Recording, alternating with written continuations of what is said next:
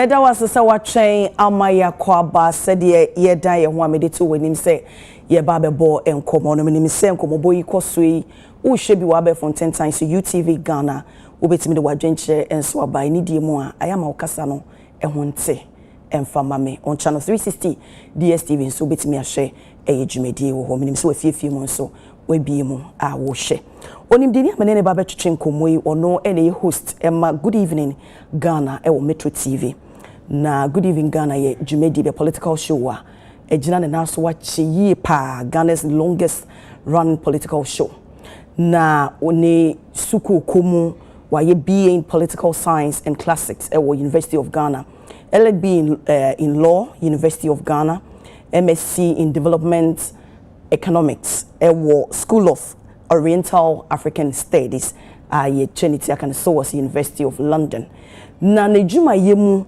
waye BBC reporter during 2001 UK elections GJA News reporter 2001 honored in 2012 for independent media contributions served as board chair Emma Ghana Airport Company board member National Communications Authority a ace broadcast journalist Paul Adom Ochre. Mima watching. Good to see you. Thank you very much. And Nema Mabobo Swinina winim dear education awenya any wujuma wudie more than 2 decades meboa. Ebro a crib. Na hosta wo ye nimdia wenya no kwambe so na afa etimi a shape you a guide you ewo good evening Ghana. Good evening Ghana no shall say no say a political program. Inti political program de ne ye den kakra. Na unhia nimdia kakra wo ma obetimi a build it there to so. Inti me started Good Evening Ghana for instance no at the same year na me started same museum law postgraduate or Legon. Okay.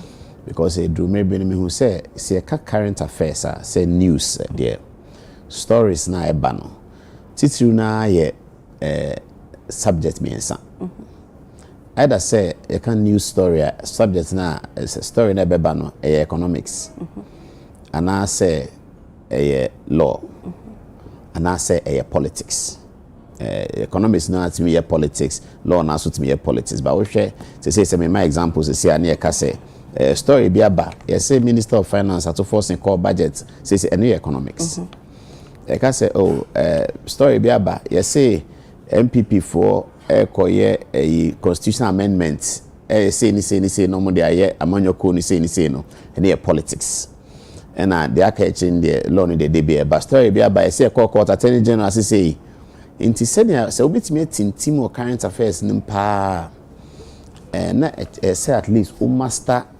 2 of these subjects either say economics no any politics and our policy we are lucky na say we see master me ensan nyina dey anya udem and am share am on TV stations me started say am na metaye bibi me feel be say Larry King say Mr. Dina making kind o den osuan da me yes me feel be say Jeremy Paxman no mo BBC me hwe ne sa say o anything because na me nyi no na me started say me TV ni radio ko BBC ni ade na who say see betimi TV stations ni radio stations no say betimi agina say hwe omaye na cha omatimi agina ni who said there city na nka yenso ya nsa the other thing I can who say nsesan bem say na broni be kan epochal changes you start a program no question na ebisa no and na different from question na ebisa and na crowd there I evolve it to so you start here no na obebisa question because our time no we a politics program time a year chance here no na afi na constitution na ban in your manti before that no journalists intimi bisa question yem pini ma bisa question until after that no the next level is afi it be bisa question and then no free call question ben na obisa until there was a period years bia just say we a journalist we bisa question was good enough and the man for program man for because sa brand sa prempren so na edu and na ye call ye nim kakra say enye say bisa question ne dey who so bia tin bisa question say fa hu dia ba constitution abobia tin bisa question na mom nsɛnkyerɛni ne question bɛn na obisa amanfo bisa sɛ de ka no discerning minds no mutie no mu bisa sɛ question bɛn na obisa tete hono ne bisa sɛ question bɛn na wa bisa question na ɛyɛ na afei bisa sɛ na ne YouTube for question we na better we na question bɛn na question bɛn na bisa enti question bɛn na bisa ɛna ɛba next level say no asɛ yɛ sɛ do prepreso bi a yɛ free question bi a obisa san ka bisa nsɛnkyerɛni ni sɛ wan kasa den na odwen fa ho wo bisa question no den na odwen fa ho nti say no hwa current affairs presentation editorials ne doso wo hwa editorials ne doso say kwa hwa Joy FM program bi a me pehwe pa FM news file say entete ho no host no ba no ma ye debate no ma bisa question say no host no e wo bibi o friend no something stick or the editorial na ka ho because esa amprempren so na edu nti ama adwuma no responsibility na won central no aye din kakra na first no so no starting here no ye difficult say obehu say obi a counter asema central ni ka wa bra no nya central ni na sa din ni ho say because of social media anti aba ama obia ye central ni ya na nkofort aka say central for sem no nipa omoye adwuma no bad ones no wom bad ones doors yes obi asori anu aye central ni enye obi a na sorry doctor nye obi a na sorry lawyer but central ni de obi asori anu aye obi asori anu aye sa sem na nkrofo kan yentime nya ho hwe because in central ni na adwuma no a constitution freedom of expression and constitution ama freedom of practicing medicine. Wama freedom of practicing law. Wama freedom of practicing pharmacy. But oma freedom of expression. Nti central ni asem no ntimi nka se we ntimi nka bi ana we ntimi nka bi kebi ma nka bi na market nti radio station ntimi start na egu TV station start na egu nti de be ya obehu se won central adwuma no ne o journalism adwuma no ekoye ni se enguye why enguye because a market na nyina ye ton nti wo ton news na ma say we so ton news we ya anto a begu ya anto a we den ya begu sure say wo de na ye beto say de we ya ma yetimi ato de no ene na begina ho okay sorry na me asemi ba be so wo kan ba bi I just like how we arrange say ya say e ba na nsem tire dwuma ye di free baby ene de aba baby say you know de aba beto mu ye say we nsentweni na wo ka asem a de wo hwe wo no so no e wo ni view ni opinion about asem na wo ka no and also wo sign so check it ye share wo program a wo host here obitimi ka bibi na why fact check you go detail na wakwa kohwehwe mu ehu sa asem na nipa na ka no no kra na say the same thing so na de wo so wo ka no obi so wo akire a nipa na so wo hwe say no kra na say no kra minim say wo show we live it is a wo ka bibi a would you have a back room bibini omonso putting it together edema wana because minim say we a producer and a wa say a host inti kwan be so na on live say would bibi tuja say na we see share enema nafa oh sometimes no question ya obi say ankofo bi say sometimes e be start program na yetimi jai ye friend e jai gum ne say ya start na ye share niama no na ya de aba TV so as a behind the scenes tinkrofo hu me wo mbabunu branch na maba we bia ya me call University of Ghana na me no mko din komo so mbeboa program na abebre boa inti program day no on fi school ba by 6 no maba omo do so kakra obi a on ne responsibility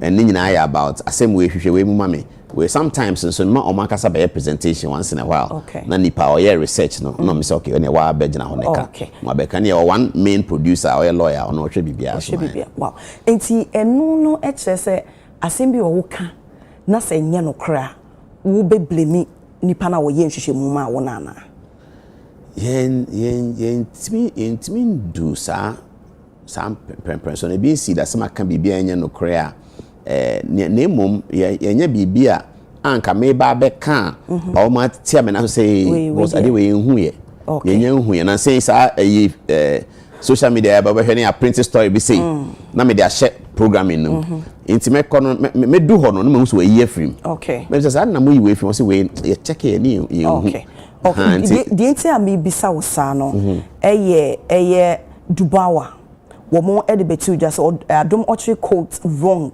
vote margin for Mahama. Now the kind of say we quote 100,000 gain from 2000 to 2004 vote out, but rather no 378,000 into enye 100,000.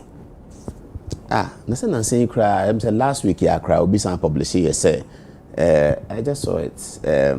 So into we say it's bit me check it. President Mahama total votes of 2020 was 6.5 or 6.4. Omoma a detailed. And so say saying. As what friend is saying, President Mahama ene nanado 2020 ene from 2020 to 2024 no vote margin no 300 and pay analysis on me 378. Electoral Commission the saying.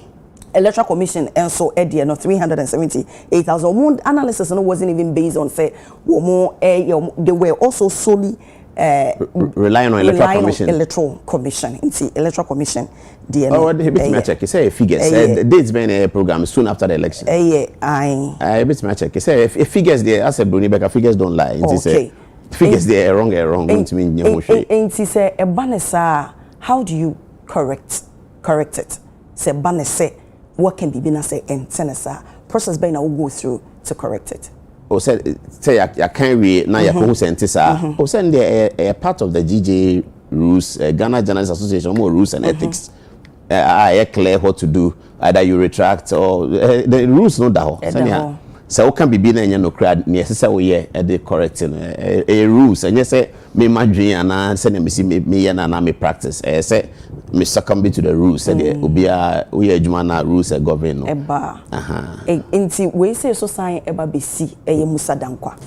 And so time or the predictions on near a day eba. The same Dubawa a year or edibai. We so called the omu koti womu. Musa dankwa, you are disgracing political research. What is this? What is this? What is this coming from? Where is this coming from?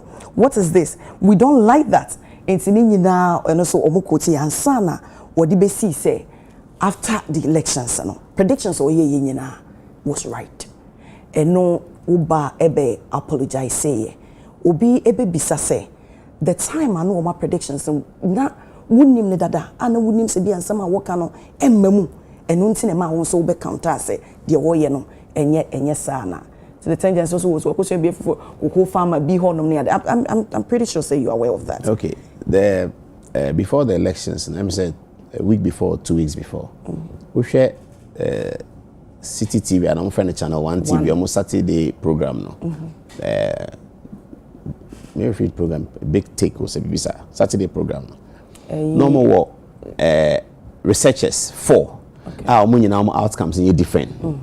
Na musa danka ho obi foforo so ho obi foforo so ho normal outcomes here different now mo dey in kita ho say wunya wo figures when we nya ni figures when program no ko twa ase say obi a je ne ho di ekwan ofa so e de nya ni figures enti we dey gisi atwan ne to aba no wie na ehu dia ne kwan no sebe tom enti no me interview other researchers on the same program amoma completely different outcome from Musa Dankwa there no. Enti a research work and you can only tell let's say yakobo ball. Na me my analysis na me say Real Madrid be winning. Na obi so aye analysis say Barcelona be winning. E nyina ya analysis no sha nyina ya correct. But said ya economics aye can say bibia economics be predictive bia obetchura say all things being equal. Because say all things are equal a basi say but say all things are not equal there minimum say the basi akọ nti every economic analysis no is underpinned by the expression and the principle that all things in fact some of the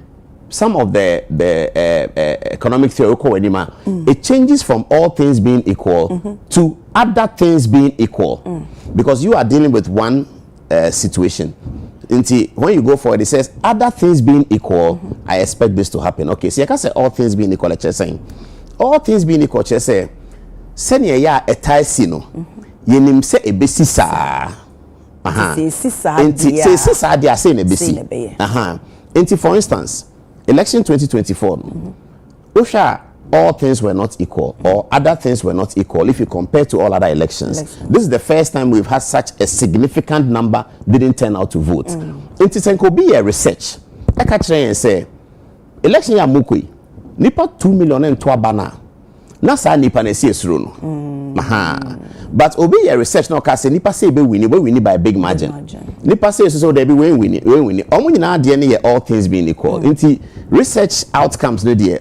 And one is over fresh and my friend Musa Dankwa buy and say una when winning match no. Inti why idea. And some I can no. Say una when winning. Sa anti na my friend about studio and be this and kita won it issue be say ntokwa be say obi say and it says ntokwa sadia and a personal and come in friend and my studio. Come be business and one in a relationship won't tell me to say any problem absolutely that time in any problem. Say ejuma na ya na nkofo ka say bia only obi a problem and there be any problem. And so I call so 2 lawyers argue we omo kotena say omo your friend. Enti bia nipa bi omo hu ne sa say enye personal but say me ka say Manase Azuri ejuma waye wanyi ne yia enye personal. So also control say yes also control say Paul Adumoche interview we enye me fan personal. Manase Azuri na see our friend me na me see me wabuche mba me friend no say investigations be kasa no pe cross send me text. Enti enye ebia onye madamfo say madamfo brebo am no go school na bibi but enye personal. But your fan say sometimes go for sure ka say o ka say obi ejuma ti say na say o kan obi hu asem say na che say o time na bibi there. Eya me de say o ka say ankofo e ka say the same ankofo yan so ka say e ba no good evening Ghana. To da ya no mu the balance. I say you were in to protect people, you're into, fight, be the voice for others. As a binumo honoma, omobo, yema, Mrs. Leda Pedding, a former Attorney General Godfrey Dame, and so edin na sana ebinumoka. Mami mbisa say, sometimes, aya, we feel it's a pressure be a double so. It's a banner, political side, and a be government be a war, a bemu, and I say one more position. Do you feel pressured from them? Oh, it's a government new opposition. Someone want pressure say can say and I say. Be on one. I say, o person can be the pleasy way mum, but because of what ben money into, I say can say the baby favor no. Then maybe I done with she am opposition. Okay, nti. My cover elections be na ade ba kwa me hu politics mu a ha me pa ne intwa so. Okay. Me wo meeting mu a as a young journalist and comfort me planning. Mehu Ghana ha amini mo nyina o team plan say yenko ka ne sei engu obi so e wo Ghana politics esi bebre from 2002 2003 4 5 mehu be intimate one am say wow sadi we dey nya I me bo ni pa o wa ben mu ana say o politician say ebi wa say abant me kan to political opponent e me nka se ba akofo na ye wo nyina ye wo nyina ye na menya from me ne obi akasa politician me taste wa kan asem bi wo radio so me madam fo na me friend say na wo asem awuke o ya madam fo pa na o ka kire me say sebio o se o mo ka so mo kwan no mo agimi me kire o mo nyansa sana wadam fo ka kire me na me say no se na de o mo ye unhu de o mo ye yinti ya unhu hwe da no we ko ka se na utie sa treacherous niama na and then ma me bad the decision said they bia say me nya microphone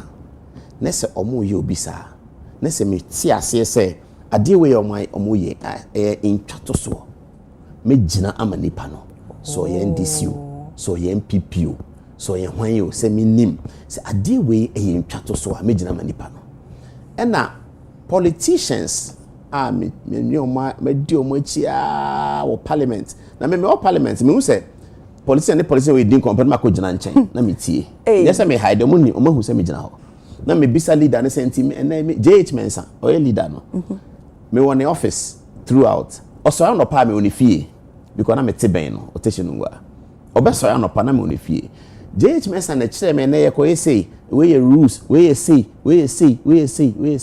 JH Mensa me nya sure say otiase no o ma any television or radio interview just a good evening Ghana me ne ti say wow me ko Yewura John Mahama minim no unim no papa politician Dr. Kwabena J. Awoye wadamfo. Oh, say oyera. Nti misi minim no. Say no parliamentarian minim no. No, say they was one no the EBC sabre nyina moye fine na.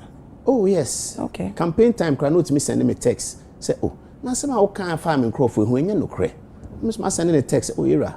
We no spokesperson wa say na make kan enye we spokesperson wa nka say ye asem o kan ani. Wo chire mu nyina. Ma chire mu.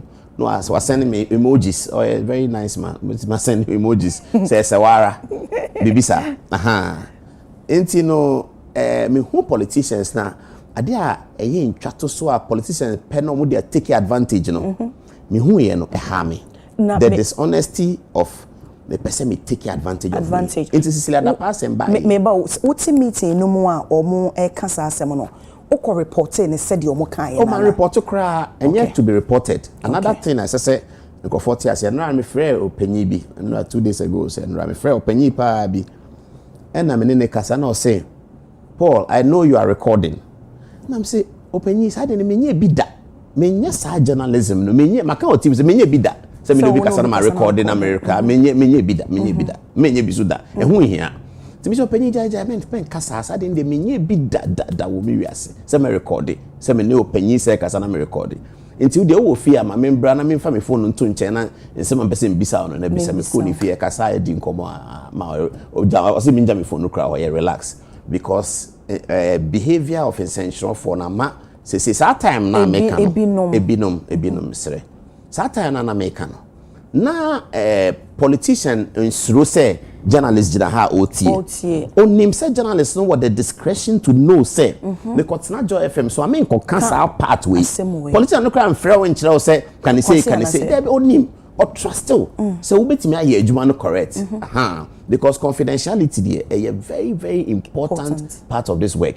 It is uncommon na metie no say omo nim say mate there but oma anka se me nko report enye reporting bi amebe ya me nko kan say bia we madam fa ka say eh politics asema da no kan ba se ba be kan pa say there be but say no hu ne say politicians no omo ni gidie wo yen central phone mu ana na sesa ne te a den na wususu say ama omo ni say gidie no we say ni there recording ni video no and until obi asro central ni the recording devices na e buy no latest ones no ehihye nipa no ho ne sa ne ma nti almost say senior first parliament te Nana Akufo-Addo ni do aja ho di nkomo metimi akogina ho no omo se mi gina ho so no mu di omo nkomo politics deep ni oma eni se ba bonten omo hu se mi gina ho pa but omo nim se mi nkoye sa de no omo nim enne me sure say journalists call parliament no maka say masa opede wa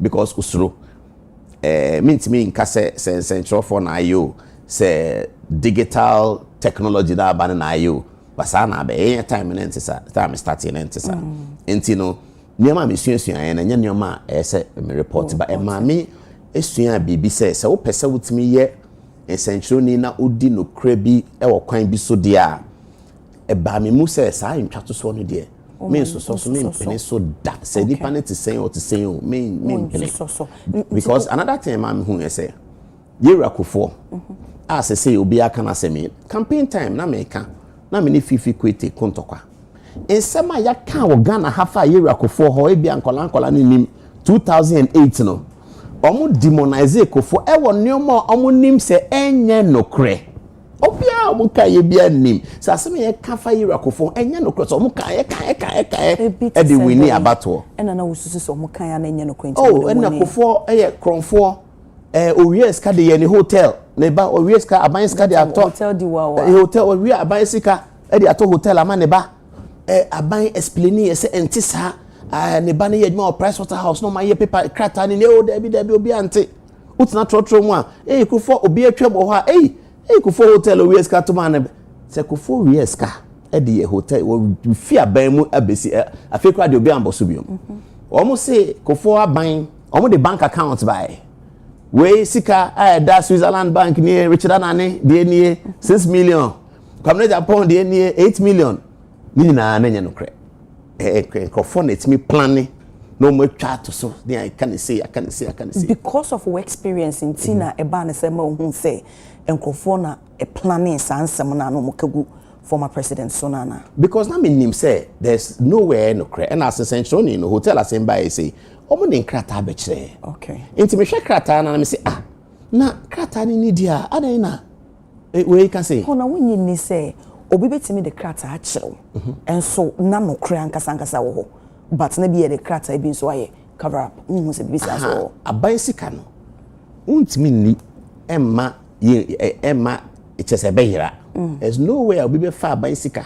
Okay. So you're president, so you're minister, so you're deputy minister, so you're kukura by sika. Just a checks and balances at that by sika hono. There's no way I'll be to me real by sika yencho. Okay. Auditor general yencho. Nothing I'm saying the BI auditor general or parliamentary and some of the tuja.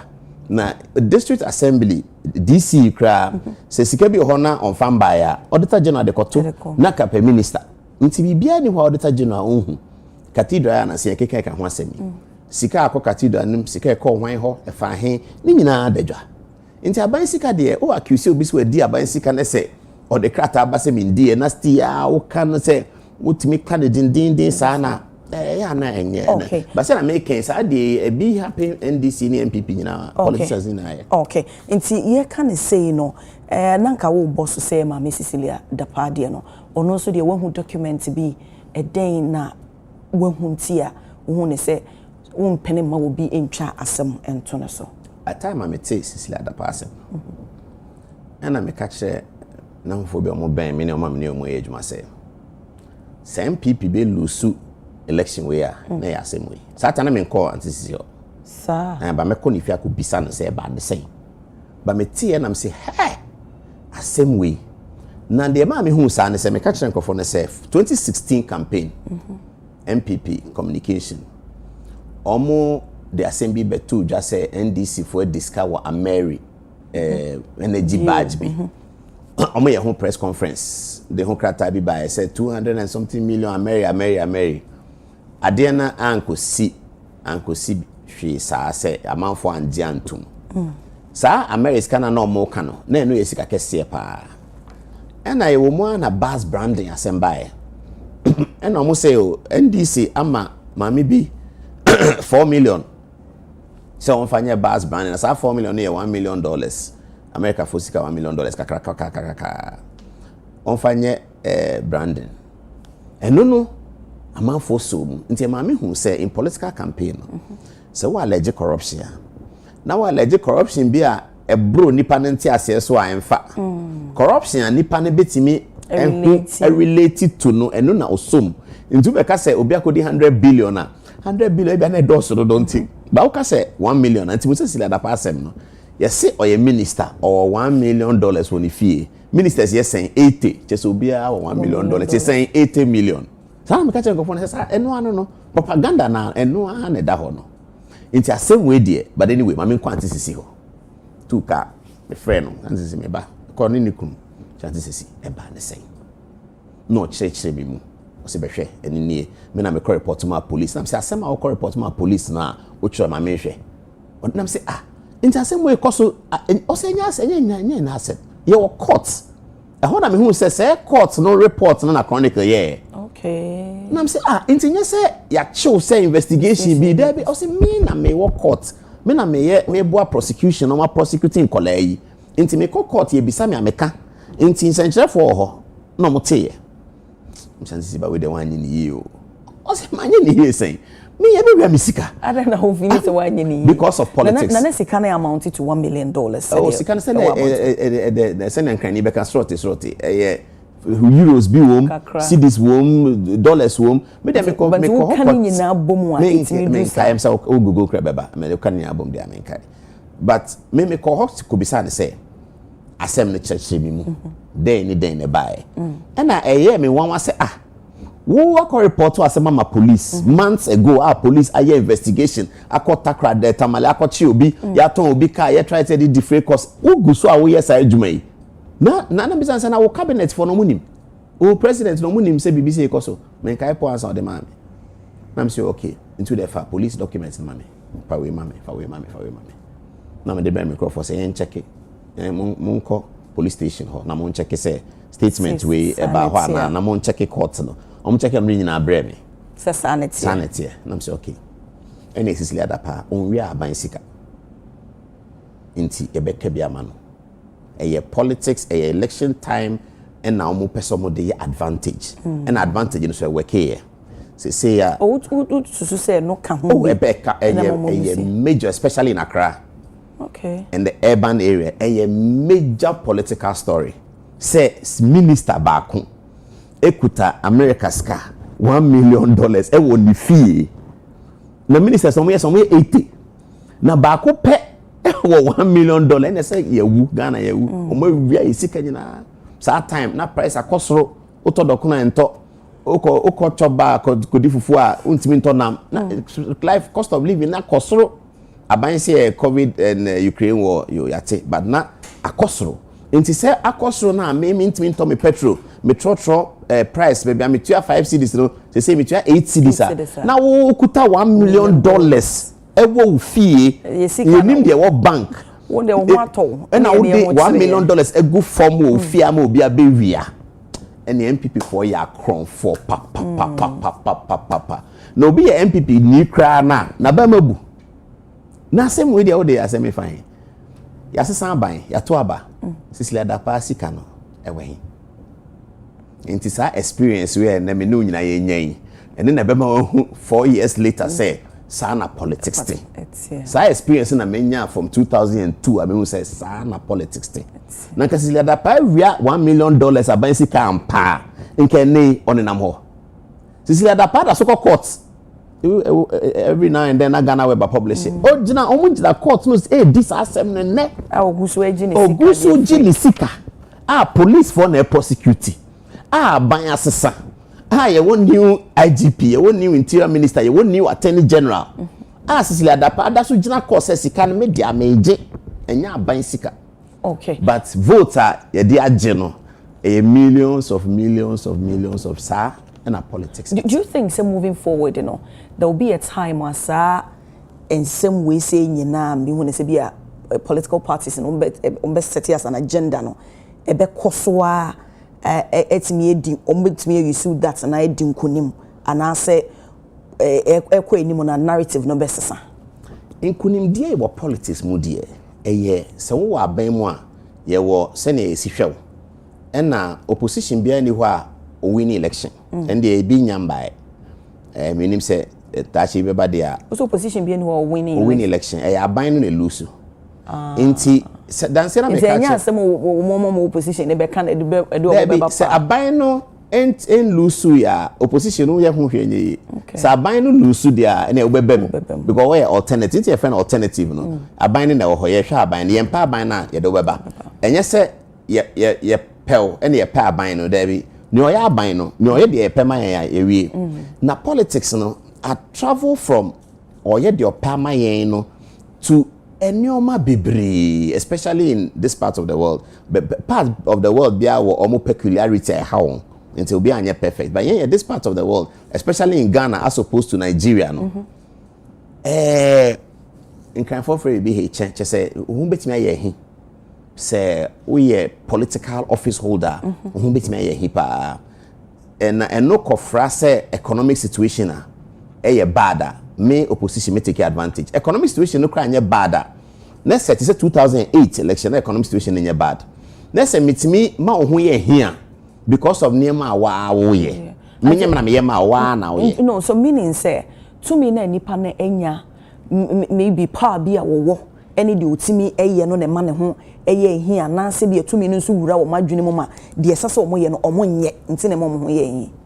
ebi o ho ade sese omo yomo nye ebi also cry de wa ye cry na nioma bi o ho a wo be ye be ma wo ho ye here sese no de be ye kono politician obe wini ye de oti ase obe ti ne ho se me wo aban mu we ye normal but mean nye we ye normal but mean nye na the other day na me wo airport board chairman na airport board no see tu kwan a na me nkobi ade na me ka ma chiro ade enti omuko board members say kwan to say airport members corner omuko na me say mo de nkobi no me say chairman ade na me say misre mo de monko dachi ba be chiro Paul Adomochi spends $300,000 traveling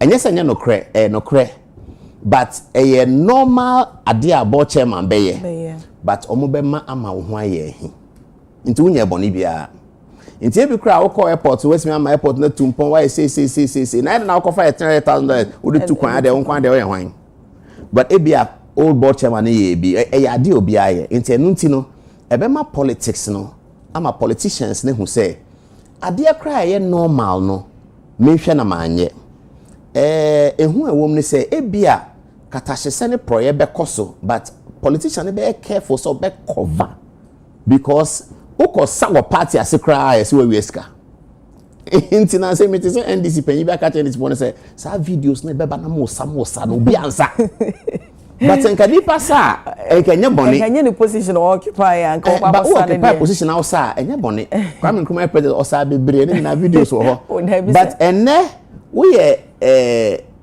opposition ebia o ka bia we use in opposition say who say na say bi by Malik Basintali yes we akoto ka bi e na o de car no picture by say 2023 car and 2024 like 2024 car 2025 just auto asana ababa who say da bi oboa na Malik Basintali abeye yi say o yes ka abasika de koto car na obi betimia ahu no say Malik mo ba aban mu yi mo ya de me hu adwuma wo ye metoka achew eno so wo ho no eno bebre wo ho but say sa aka no de ba Malik ontimi yusu because our aban mu and opposition ni no enim say we boni bia ni ho but onim say obetimi ama no ama ho aye hini nti no na obeka na wonyi ni say no so eka ho nti na say ba ye ne yemsam chiro adwuma na esi ye ho efi so obegye aban bi appointment said ye be ye a se impo no se koba ne se omu twa sebi na nya ubetimi aka na wonyi se se de hu ewrewre mu so a ene ba ne sa na se yenyina oh na sense omu nyina mo yepe oh many politicians ne yepe wonyi se no so ka ho ntia two things I'm person can about the politics na yes sir they use constitutional amendments the baby but asema wa can very important my main kind no say adan na journalist beji aban adwuma question how be okay Peter Ajete no a speaker of parliament now before so be speaker of parliament no now or MPP chairman and you know MPP win election 2000 no and na omodine be speaker of parliament no osanso ye Ghana Bar Association president and san obey MPP chairman enti obey MPP chairman obey speaker of parliament na Ghana Bar Association ekosra no congratulate no omo born kokose ora Peter say a wa be speaker of parliament there wo politics MPP politics in there obey ya to nchen because say wa be speaker of parliament enti hweye no wa anye MPP politics but focus on ka speaker they say on try so be neutral. Speaker ni ya no me report a story. O ya no say na dey asem na mo okay. Na me MPP ni mapa. Me den ma neutral. Mo kumia MPP mo jana mo behu. Mo ntimi nye neutral nye ene neutral china na emom word na mo hwehwe no impartial. Eno na esa mo ka kire me. Se mo bo me kokko se me nye impartial na neutral pa de. Muntimi nye neutral da. Enti essential ni na juma ne se oye na juma obeye impartial. But say only MPP, only NDC, and our policy way E-levy, only left, only right. D-levy, only left, only right. Planting for food and jobs, only left, only right. As I said, essential ni no. Efa planting for food and jobs. And I make say na do baby umbisa say one kasa udre ho say. Offer planting for food and jobs. No kasa planting for food and jobs edwuma. O man say we ni enko baby. Nemom say a great minister na all year edwuma no ese utimi interview no. Say ora, wo de ba na be kan wasem. O kan we say asem aka me no nya adwen o. Ade we sure say be. But say essential ni be ka say me de planting for food and jobs me mini ha na there be enti central ni koje aban adwuma wakoje aban adwuma obetime decide say o defend aban no o ye ni programmer ontimi nya impartial ontimi decide say asema MPP aka de me mamon te da ana asema NDC aka de me mamon te da NDC aka say wasem we hu say na ndisi kan but me dem ne omo nya adwen na back to the issue no lawyer for adwuma ye ma lawyer government appointment obetimi age doctor for ye omo adwuma ye ma doctor government appointment obetimi age but say be journalist there ye ma the government appointment onje ana nti wono de we support say ye ma journalist appointment onje completely. Is it because say we nya bi nti na wo hu ne say sense mchoni bi anse ye ma wa say wo chia before say me nya bi no na after 2000 election Yeri Akufo be the president Cabral Blair me here no a DJ president or an ambassador Eko Cote d'Ivoire Ura Haruna Ata no editor of Statesman or a board member that time no Ghana Airways and anti editor of Daily Guide ne Mame Blay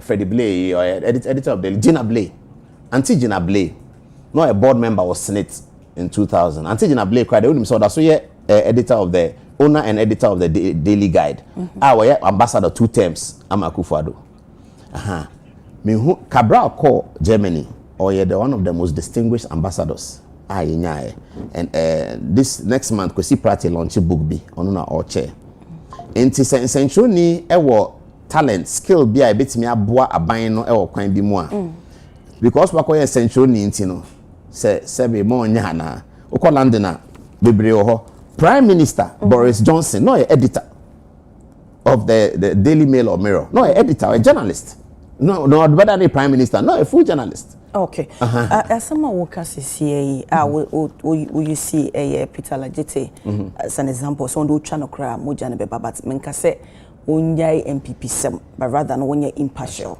meaning says ade na kase ye B kase ye B ebi mo ebe kase once a waje appointment no simple obi ba wo show ne so na bio asama wo ba be kan wonim se obebo eye aban na waje na appointment na se party na waje na waba aban mu waje na appointment obebo ne chi a woye nipa wobetimi atena wa ye hwehan kase nipa no wo mo akire a no wonko ana eye de na wo be defend a shield no kakra unyi nisa nti no eba ne sana wo people will see you because now you can credibility we because se won to me age aban mu emwa bi se na se waje position bi se no obi ba be kase no wantimi defend dia ene na wo krampo no ugina hefa say person me can ascend north and come be see Watchdog but before then my answer a question directly so we essentially now be asema say na American no baby ye do no preference so ye do no say na tie bia say guest na can be bia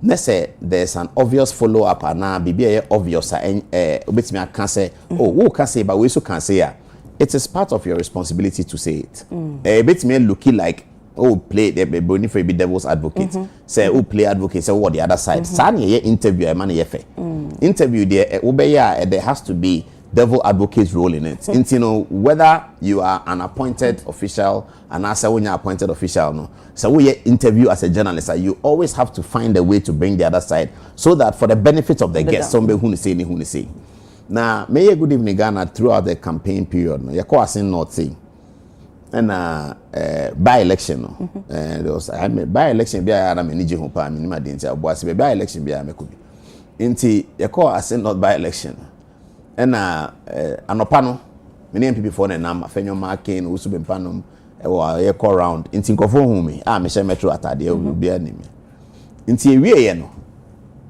MPP lose ye and me catch a microphone say MPP lose the intimate interview election the area we interview the winner lose at the intimate interview no and I'm sure safma for now near assembly oka na say we lose nti nti no me say okay mon ko frɛ NDC for number na some of the new people now nominate me age man na mo wan kakra nti me ho na Elvis Ankra by no say you see your face me nim ne pa madam for since Legon you see your face na so the my adeo no say adeo but say adeo be biti mo 2024 na so mo fa microphone number and I made it only Elvis Ofia Ankra na me de ne simu ne former sports ono a me pese unim ne say they will see kasa NPP wini na me de ne simu NDC wini by election o kan de obeka nyina man stop no o kan say the way ade na ye no sa na 2024 be defeat Akufo-Addo aban fun Akufo o kan de obeka nyina owie no and Mustafa Bandi deputy ono so buy kind the kind so for about 1 hour 10 minutes they were on okay any a point near the other sometime around soon after that na me too kwan and na say me ntimi buy share program say enya obi ngina me nan mu a share program I'm catching boy and say ye pe bibia be interesting among crofo ahwe Elvis of abra no say hey boss am say crofo yen kate e kate be 30 minutes you know I'm saying nti ye bo we are move into so I even went ahead to show it again nti I don't have any problem say me pay MPP let's say NDC need something about MPP and me stopping and say jai can. Do you see we show let's say would the city agenda and say is there as a watchdog? Oh, that's a very important question. I can say it depends on the production of the day. It be agenda setting. Okay. It be so a watchdog. It depends on the day. In Tibia budget beba. Na me snoopy around na menya story be say budget and say number can't say any here. Me to first say look budget next week in preempt BB. And no agenda setting program. Another one Abba say obi minister be a press conference. It's mo share press conference me say we one can hear watchdog. It's depending on what you are doing there is quite a bit of agenda setting. Okay. Wo da so a ewo Ghana airport wo da so a yejuma ewo hono mana. Baby say board no change after the election. But ebi mo say sa na manfo keka ho. Say wonni ho de na so wo controlling niema wo honom from afar. We are not saying. And possible say obi a honye appointment holder. Ewo baby there's a new government no. Obetimi a control anything. Anything. Also, call your own workers here, Juma. Based on your good relationship with Nkofana no more a Juma intin. Be binia. Utimi a maneuver way through Etibiana, so to me, a manipulating him. Since I'm a fair worker, be a phone so. Are they? Obi anya wadam for. Yes, so many madam for, but yeah, me say this is not the first time I'm a board. Me a board or NCA.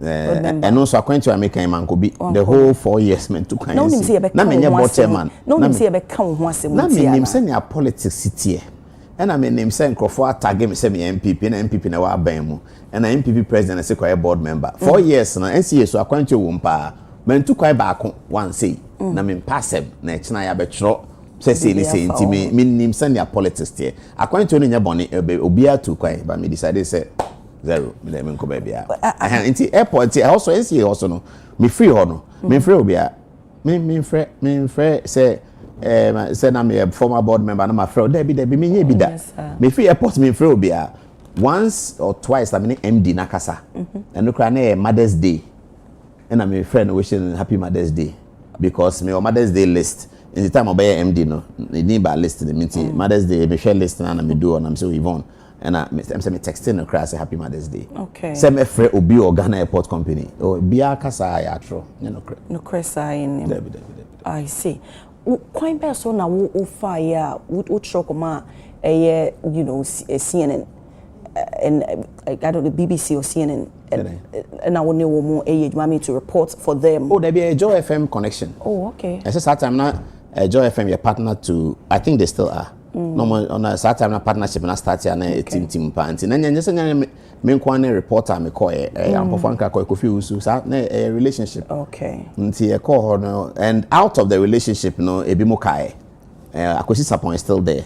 Out of those relationships Ibrahim Sani Diara okoye mo BBC I think na person be kana there be certain be me ho premise and babisuan law ntina me person make but there was opportunity to do so African service certain papa akokre friend Robin White wa be pa no yeah boss until there was an opportunity to stay in fact many ampofanka were there about the same time on stay so he came back to Ghana around 2004-5 through Metro TV not the buy but BBC okay after we show no we was an call viral. After that, no backlash be brave. But how do you handle it? Oh, and they say occupational hazard. Ejuma no occupational hazard. And they say we see me across social media na. Akotro say, jai oji me no. Or be our video no can share. But sanity, and then I don't have any issues with it. But Edru maybe I won't Nsroma wonkwa. se bi ansem bi wo no ma wo ka eti se de obi kan obi etimi aba no oba be didi watam so ontie wasem na wo ka obi wo no ma bi a wetepen bo feel say one kind in favor of maybe party be or supporting no aya wo nsuro so obi betimi ahame. Oh, that is there. The threats are threats na wo enti no by ka adwuma no ho enti na so be bompae me so ka se suru a che say threats enti ehu mo. Oh, ehu mbo but to be who say threat wo ho say so bo hompae me de no na me bo hompae no bo hompae say who a draw bi so no akopɛ draw bi but a threat a clear and present threats. Enti wo na mu de he na ya na wo ye. Oh, me dem bompae so me starting pa bo ache. Okay. Okoda sorry. Eba na obi sam. No say we say aka because say unka say emu nyina wa ka esi so. Me call CJC. E hope na woko. Me call me san call other prayer meetings and prayer events. Me kai say e wo show no so we invite His Excellency Tony Edu. Na so I mean on the finance minister that time no but when to me and Bama ode Osafoma for yes Emma ode honorable Kwaku Kwatin and a buyer man ne bufu more sorry but the way we see a comporte wo hono do you always envision say bibisa abesi o prepare wo ho safeguard wo ho say bibisa say na meyana for the purpose of education or be a journalist na say or show. That's not okay achew. 2007. Yes, they are told one. Na me no be say yetimi e he got angry about so I know a spokesperson for Minister of Finance. I think said the minister was ban redo. And so Satan MPP are buying. Na MPP are buying.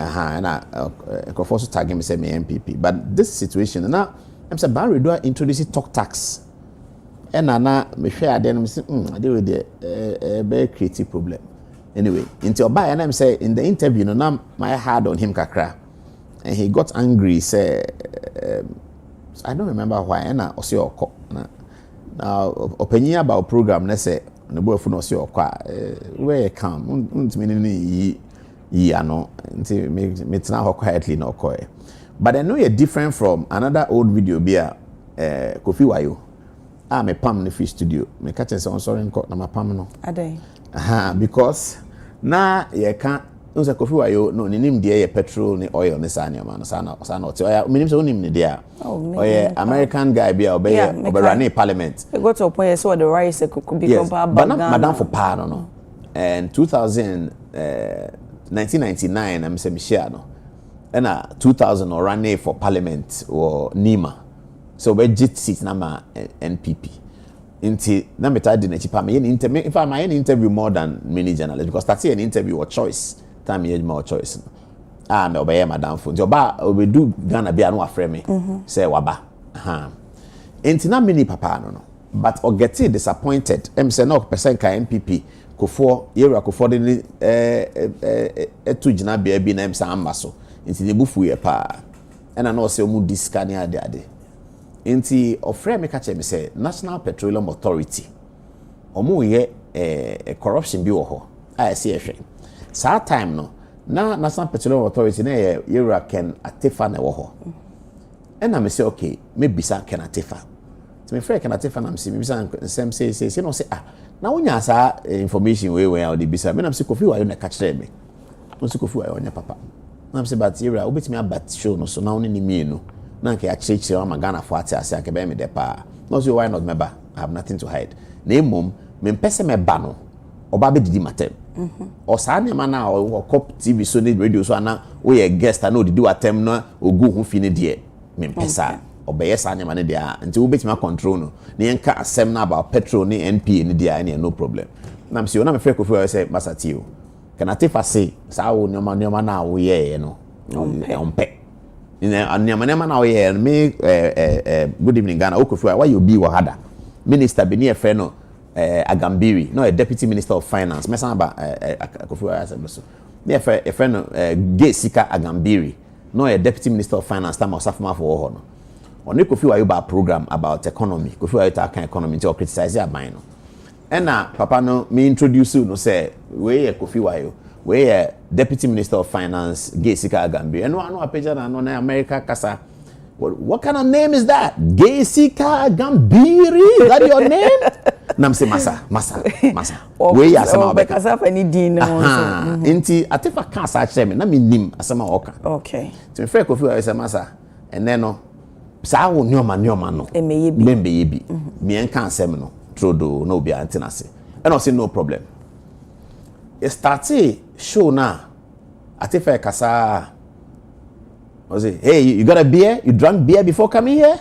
And I'm say, hey, same way na me catch you say me pesa asem. Jai sa nema. Was the guy is drunk? And I'm say, share the watch day. No, kasa I'm say masa. Any jai program nako. Anti na nam so ma. Anti fi hako. Me no kasa. Sorry nako. And no file now the bar program no they to me table no so no ko e. Ne ka me na Atefa ne kasa ya. Inti eno ye contrast to Kwaku Kwate no. But so mama wo churo ni din ebo ekunya ho a wo say honorable ya asafomafo. Nipa ni disappointed. Any honorable ya asafomafo. Na what kind budgets be? First I'm saying second or first.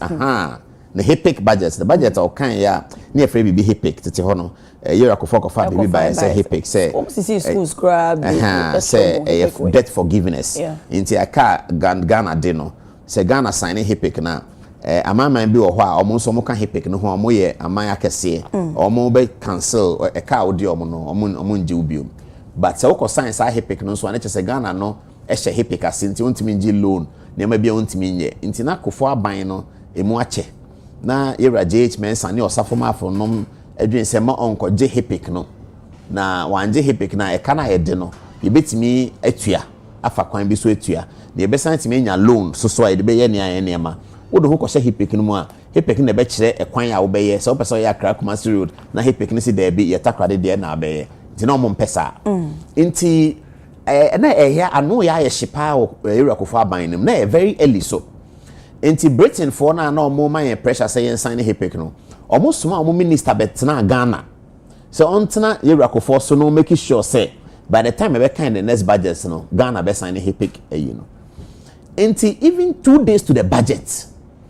na nkofo nim say HIPIC ne yebeko na adane radio so komo bebre economist newspaper say we a new government aba after so many years of rollings say Ghana are attractive obi apeso who news about Ghana what is going on it's a big conversation anopa na ye ko sign budget me name madam for from Latamensa na me reporter no me boss you real budget minister bia mintimi mbonidi or ye minister kese pa wa ban etwa mu na osanso ye minister kese pa wa kofo aban nim kese pa ono jira parliament wa or MP so from Ashanti region ojina parliament wa ye be kan budget no me na me point chair ni say minister paragraph 35 HIPIC no ma jatum because he bisa na say HIPIC also HIPIC the engine tum enti me kan budget am say e wom say nyanka so ma for parliament obe kan am say minister hwe HIPIC no ma jatum ene da no ena me sign free some say there's something about it be hwe every paragraph be osafoma for a kind no or kind on the dim because Mr. Speaker we have decided to do this that it drew honor also Mr. Speaker I have been expressly directed by the president to sign for the HIPIC initiative into because some say ahwade we different paragraph be we there a show say osafoma for no nje ade we ndi because na yenim so nje ntum dada but na make us we show what document nim say we no nje ntum because I know the oyegu president so say president simenye say in any case budget ni na president budget there but all kind on idimu na enti your point teacher minister ni say hwe oni no nim enti osama for kai we enti we na me call osama for office na me say na sa na nkofo fe na say we dey interview no open so and that time na Jacobeche Bilamte na chief of staff no so madam for pa no so te communication se pa I'm afraid Jake say I dey we say interview no kono ka say ne ko hu osafo for and me call and me can say open so obey no say but yen kan den na obekan say ehwe because first major interview okay until this ankomo na interview day no so ye into questions na e be ask e be bisa na area ma Ministry of Finance for na papa be your friend no Owura Serebo when the baby call no mo ye Morning Star School no that time no ye Chief Director Ministry of Finance into me na yes question and then question be bisa ni sa na ma Inti time no so yen that time program starting 9:30. And I'm saying my friend and the driver say around 7, 8. Inti e betwa to say my friend na amenya no. And he say Egyptian ambassador fee as some way dinner be or something. E house na minim ho e wo Christ the King. Na wo call ho. Na me call ho. So I'm both tie fine tea. Be okay. Like how? And I'm a na me hu na me chair no.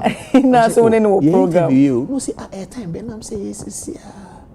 No say but look at where I am. Say there and I'm say say metro laboni dey here and think 10 cry we dey me corner about 10 na obeti me aba no problem. Saturday about 9. Program start at 9:30. And one can say yes, one can say no. Man said I can be an me feel. Into be buy no. Mfe na onfa. Na the way na ya advertising program na asem ketwa. Obi ehwe. Me boss tala fatara ne ho bo so say. Say papa no we amba we. I'm say don't worry. It's start a program na me say good evening. I say na kan no interview no. Baso. Honorable ya osafumafo. O studio ha. Into after the break. Take a break. Knowing very well to say. Take a break. I would deceive you viewers. Chair ya would tissue. Ye chro so. Honorable ya osafumafo. Enti we na program the back and I'm saying, well, yeah, sorry. They be na but as why busy pa. But I said the moon dream say ye tramontro and I say take him for granted. Questions on ke be bisano no. You be kan nyina ma mu nyina mate mu say ampa prepare for program no. And you say a car say ye na be interview no na. And I ni pa say na prepare ye me kan story ni nyina enwumre me hu no because say wan ka say onim or say baby o tena be ogina mu no ntimi mba bibisa wan ka so eba me kan story say na maka che nyina o TV so. Nti na enko question number 1 na ke bebisa na anyway, question 2 anyway, 3 anyway, 4 anyway, 5 anyway, 6 anyway. Ewe na be 4 lines. And Uncle for can imagine near point. But two me wanna me phone call Samaba. When a friend Talafata. No say Samaba. No say day. No say Charlie. I buy the boo fool. Say me go finance minister any massy. Into Samaba. You any day. Was it too bad then? I'm saying there. Mammy and mammy go na kufa do. I madam for pa.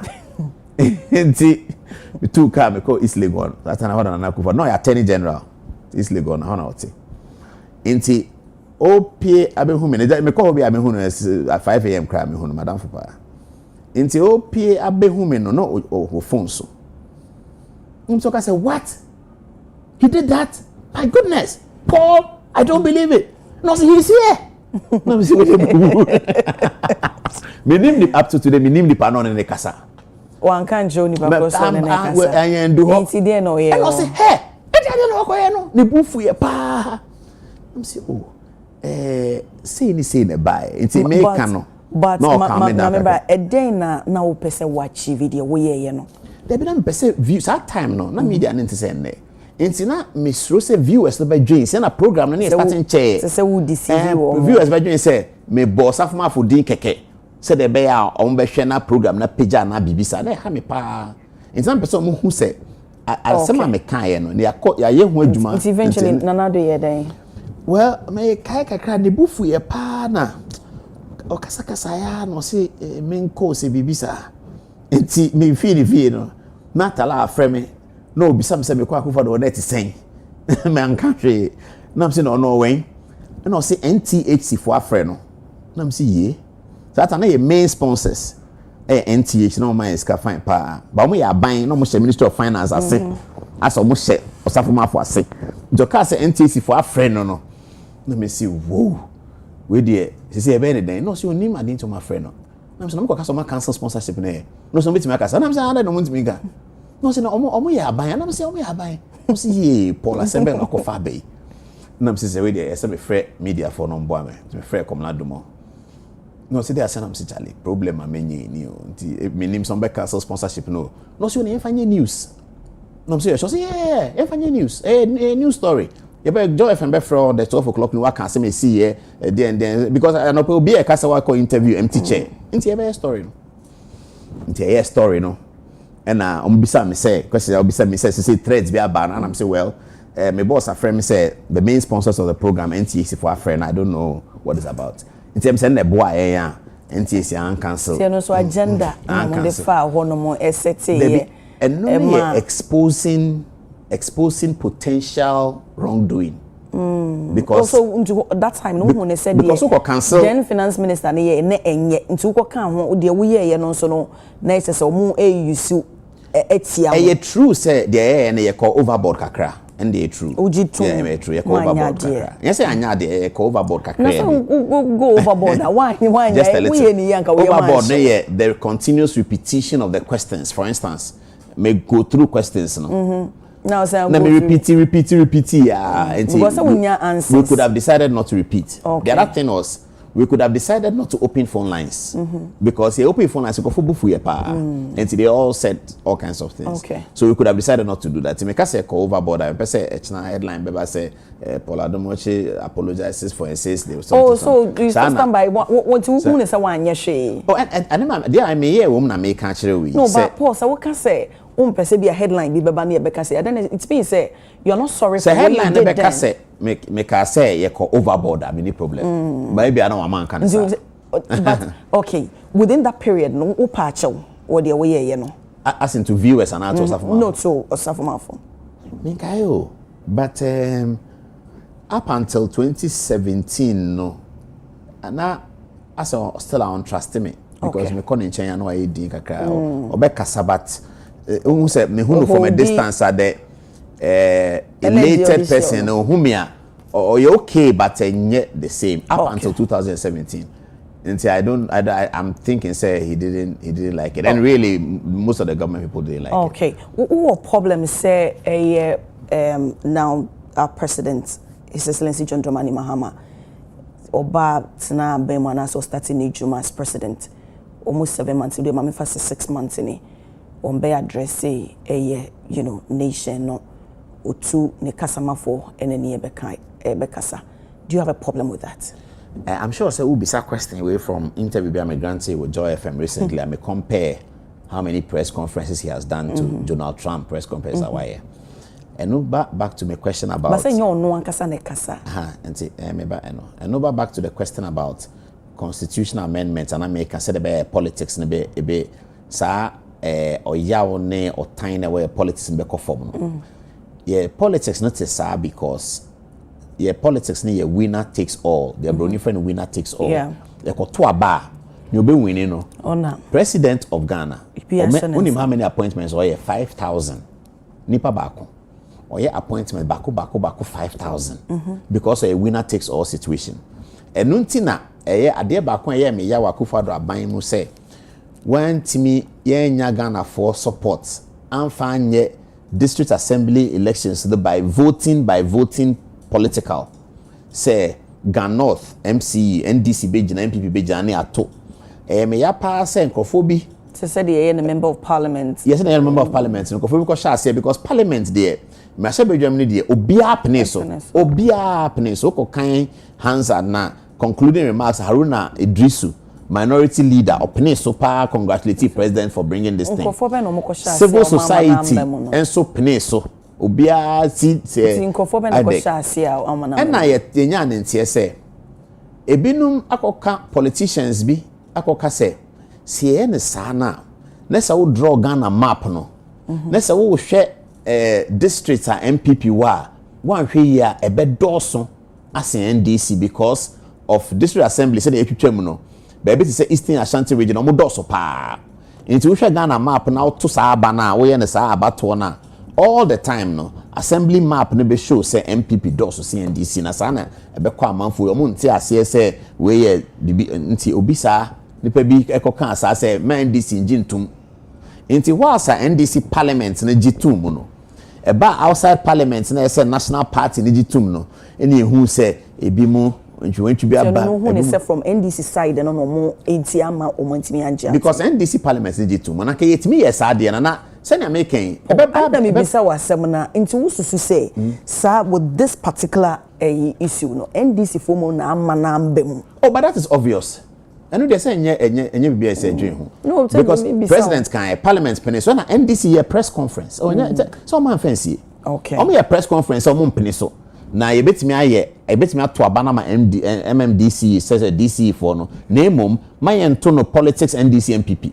Ye nto no neutral say they to DC is say no na a hypocrisy wom wo both sides ne say yet me to district assembly election wie na MPP jubilate so mu wini ye NDC so timi jubilate so mu wini ye NDC ka se nya we na mom me mbie mu ne ento boss no as politics there mo se mo mpe o hwe mu a o timi hu se we centroni a o fa asem na we a obo hu se bibi hya ho a e ma obi e cancer because it doesn't make sense nti bibi be sa bibi be sa na o hu e hye ho nom tie ma eno na makan so mo ko kan say ye to sa aba no we a o draw Ghana map no na wo penti baby a NPP a ho be doso because Eastern Ashanti regions na NPP tanya aba ho no ya chiche me keten na other places no wo be hu say sa anti enu nti na mo ye sa say Ghana for no de almost two sa map na be almost NPP na ye party na ekese nti wan hwe ya na ye koto main abana ma president na no ma dwen say ye ntoma NPP nti sa no mo kan but sa de na ya anye no e ba be heti obi a and me hu anra nsem esisi ye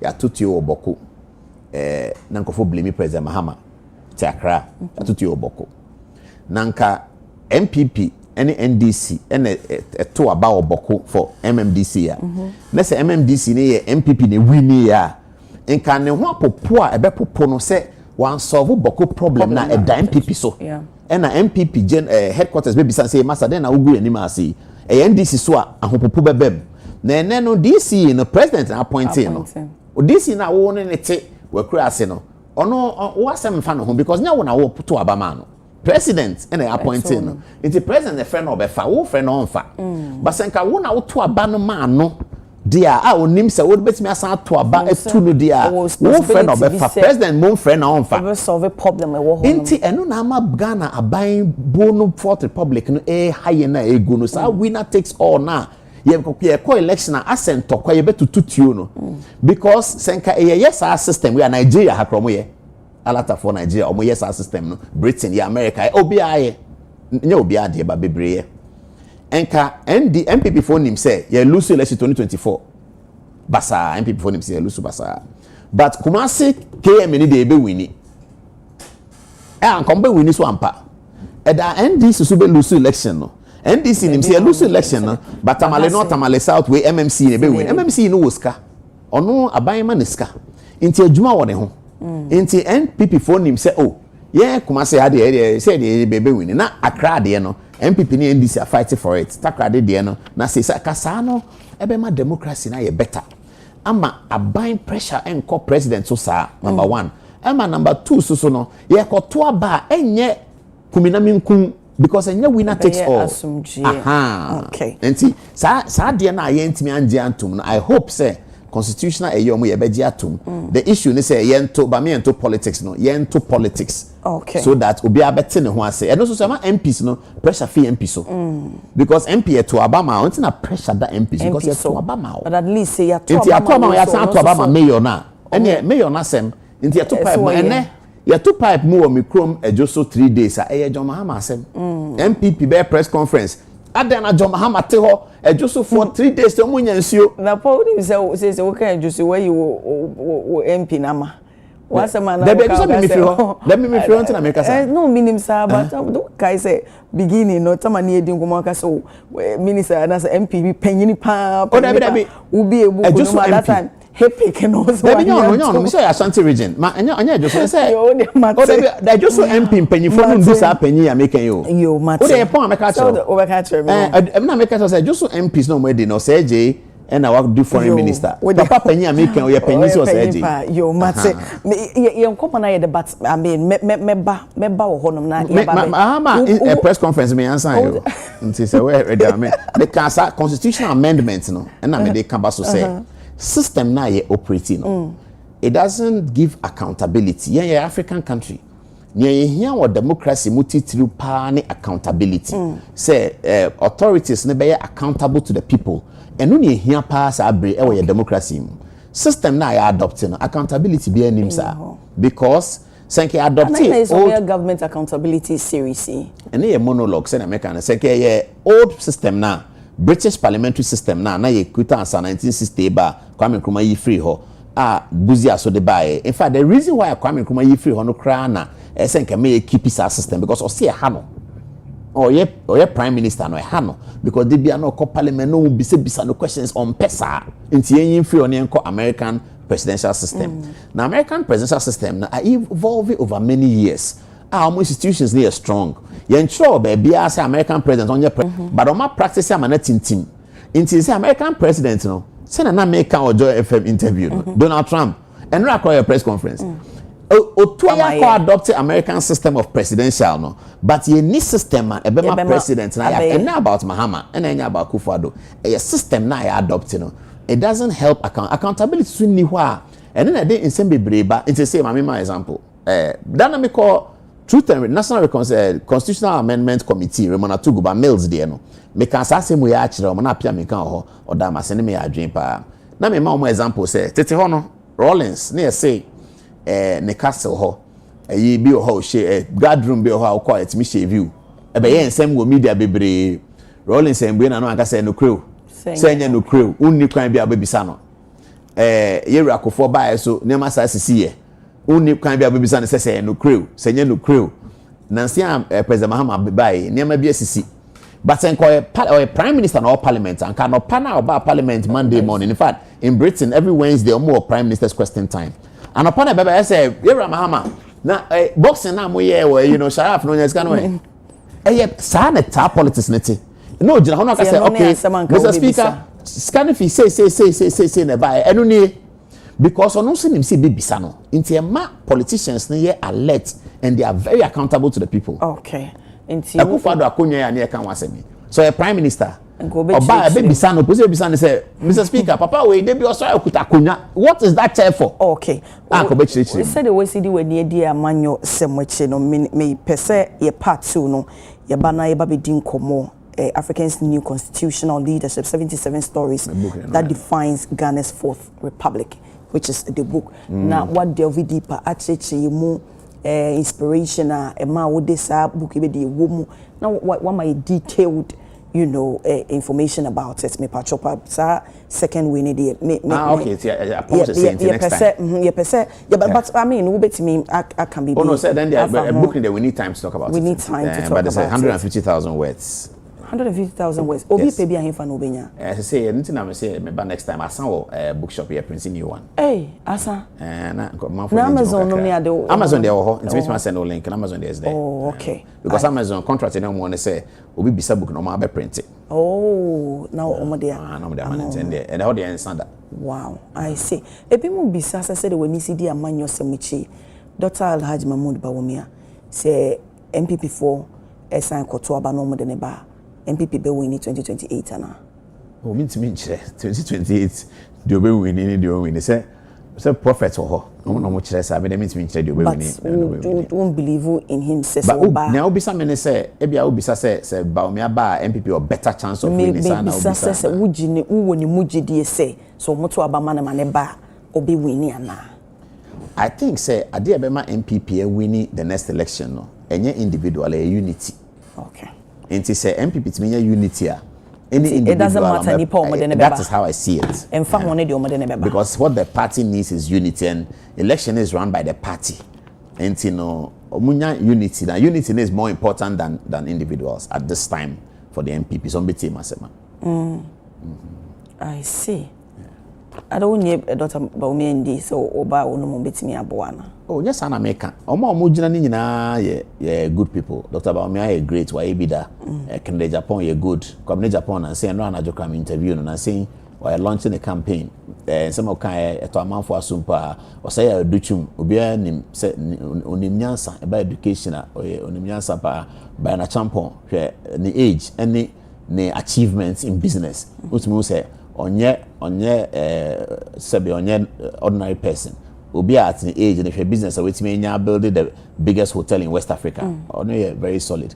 Joe Gatti on why be the gentleman Fantini gentleman when nyansa pa until we list now they are very very very good, but it doesn't matter who wins or who doesn't win for the MPP. The important thing is if the party can generate the unity they need. If they can get the unity they need, then they have a fighting chance for 2028. If they don't get the unity they need, then they have to wait for NDC to hand over the victory to them. But this is the thing. for the ruling parties to hand over victories, no, it doesn't often happen in 4 years. It usually happens in 8 years when people are tired of them. However, it usually happens when they are changing a candidate. It's complicated. Okay. So our situation doesn't often happen in 4 years. It may, but it doesn't often happen in 4 years. But it happens when the ruling party has to change a candidate. It's always a difficult situation. NDC have to change the candidates. It's always very difficult. Okay. And again, with NDC, this will be the first time in the Fourth Republic that they have to manage a situation like that. They have to manage a difficult transition. From beginning, Rollins, Jama, and Mills. And Mills, the Mahama. Competition behind them because Mills, Mahama take you over, and NDC decided very cleverly say, yeah, primaries, vice president, and into no twice what be seen there. So no after company there was but any Sir Rollins crack or primaries. Into no sir, we need 97% and primaries there, sir. Paul, so be a show.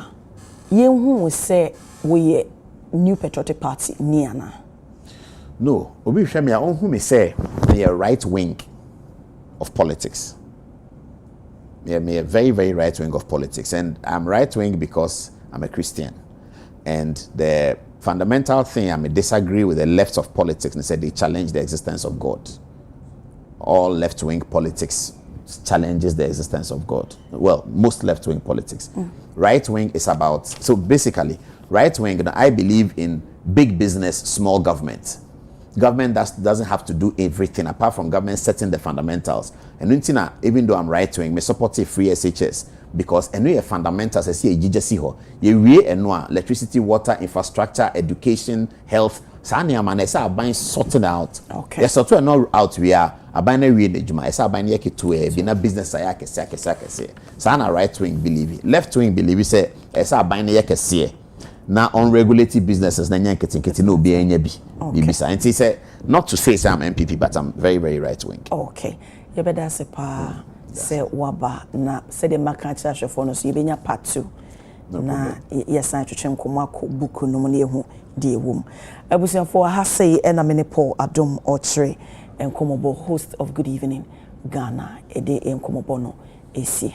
Minim sense mi sande mu obi pa nanso mre no ama kwanti me se mo fa nche me dan ho na me ne abejafo atena se ne edi Ghana ho kom ko bebia ye beba sisia.